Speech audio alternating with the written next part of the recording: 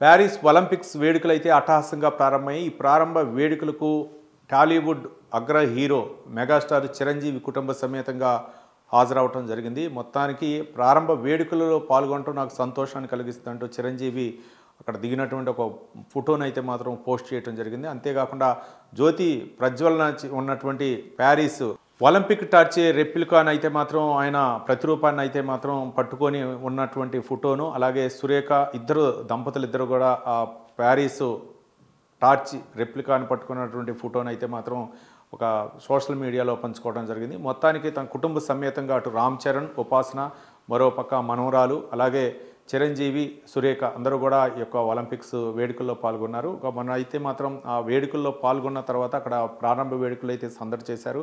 మరోపక్క చిరంజీవి, సురేఖ కూడా ఆ ఒలింపిక్ రెప్లికాని అయితే మాత్రం ఆ ఒలింపిక్ టార్చ్ రెప్లికాని పట్టుకున్నటువంటి ప్రతిరూపాన్ని అయితే మాత్రం పట్టుకున్నటువంటి ఫోటోను అయితే సోషల్ మీడియాలో పోస్ట్ చేశారు.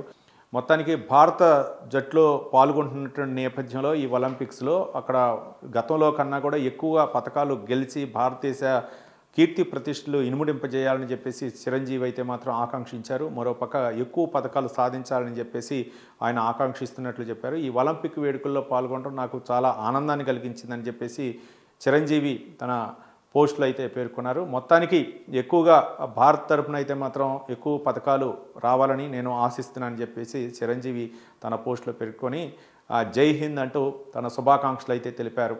మొత్తానికి మెగా ఫ్యామిలీ ప్యారిస్ ఒలింపిక్స్ వేడుకల్లో పాల్గొనడం అయితే మాత్రం ఆయన అభిమానులు, అలాగే చిరంజీవి అభిమానులు, మొత్తానికి తెలుగు ప్రేక్షకులు అయితే సంతోషం వ్యక్తం చేస్తున్నారు. ఇక ఎన్ని రోజులు అక్కడ క్రీడల్లో అక్కడ మరోపక్క చిరంజీవి మెగా ఫ్యామిలీ అయితే మాత్రం ప్యారిస్ వేదికగా అయితే మాత్రం పర్యటన కొనసాగుతుంది. మరిన్ని ఫోటోల్ని సోషల్ మీడియాలో పోస్ట్ చేయాలని చాలా అభిమానులు అయితే కోరుకుంటున్నారు.